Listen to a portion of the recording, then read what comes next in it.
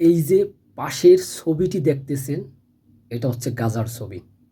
শুধুমাত্র এক প্লেট খাবারের জন্য তারা কতটা বেকুল, মানুষ কতটা নির্দয় নিষ্ঠুর হলে একটা যুদ্ধরত অবস্থায় তাদেরকে গৃহবন্দী করে তাদের উপর বোম্বিং করতেছে, আবার সেই সাথে তাদেরকে অর্ধহারে অনাহারে অবস্থায় রেখে দিতেছে। অর্থাৎ গাজায় যারা এই মুহূর্তে অবস্থান করতেছে, যে সকল নিরীহ মানুষজন, তাদেরকে যে বৈদেশিকভাবে যে খাবারের ব্যবস্থা করে দেবে, সেই জায়গাটুকু বন্ধ করে দিচ্ছে ওই বর্বর ইসরায়েল বাহিনী। কি নিষ্ঠুর, কি নির্দয় এই পৃথিবী! পৃথিবীর মানুষজন আজকে যেন দেখেও না দেখার ভান করতেছে, অথচ পার্শ্ববর্তী যে দেশগুলো আছে তারা কত আলিশান জীবনযাপন করতেছে। তাদের খাওয়া দাওয়া, তাদের স্টাইল, অনেক কিছুই তাদের জীবনের পরিবর্তন এনে দিতেছে।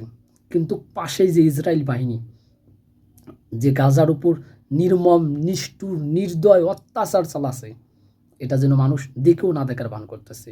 এই যে ছোট বাচ্চাগুলো, এই যে মুরব্বী, বয়স্ক, বৃদ্ধ মানুষগুলো আজকে শুধু একটি মাত্র রুটির জন্য তারা দিক বিদিক ছোটাছুটি করতেছে।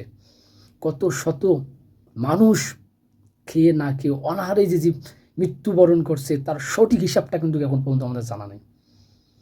এমনও ধারণা করা হচ্ছে যে এভাবে চলতে থাকলে ওই গাজাবাসী, তাদেরকে আর বম্বিং করতে হবে না, তারা না খেয়ে অনাহারে তারা মৃত্যুবরণ করবে। কি নির্দয়, কি নিষ্ঠুর এই পৃথিবীর শাসন! সত্যি নিষ্ঠুর এই পৃথিবীর শাসন।